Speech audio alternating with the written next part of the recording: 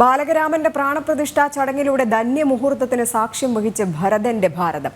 വിഗ്രഹത്തിൽ ആദ്യമായി പ്രാണനെ സന്നിവേശിപ്പിച്ച് ചൈതന്യവത്താക്കുന്ന പ്രാണപ്രതിഷ്ഠ.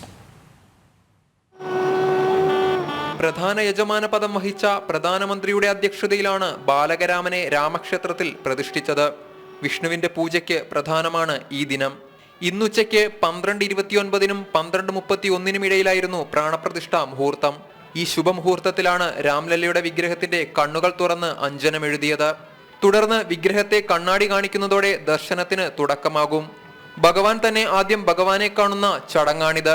പ്രധാനമന്ത്രിയോടൊപ്പം സർസംഘചാലക് ഡോക്ടർ മോഹൻ ഭാഗവത്, UP മുഖ്യമന്ത്രി യോഗി ആദിത്യനാഥ് എന്നിവരും ചടങ്ങിൽ പങ്കെടുത്തു. വിധിപ്രകാരമുള്ള അനുഷ്ഠാനങ്ങൾ കഴിഞ്ഞ 16-ാം തീയതി ആരംഭിച്ചിരുന്നു.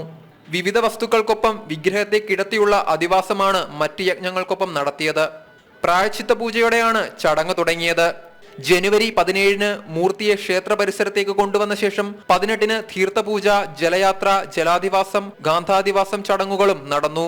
121 സന്യാസിമാരും പുരോഹിതരും മഹനീയ ചടങ്ങിൽ പങ്കെടുത്തു. ന്യൂസ് ഡെസ്ക്, ജനം.